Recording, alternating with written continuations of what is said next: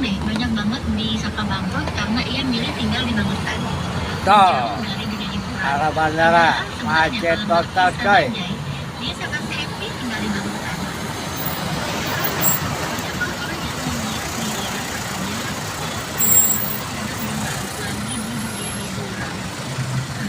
Jadi ternyata memang saat ini Isa memang tinggalnya sudah di Magetan teman-teman.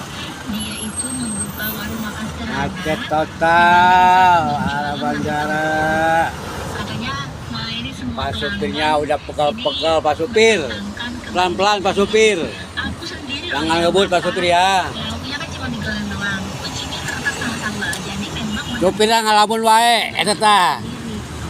Bahan baku semuanya diproduksi sendiri teman-teman sama keluarga kecilnya tantenya saja.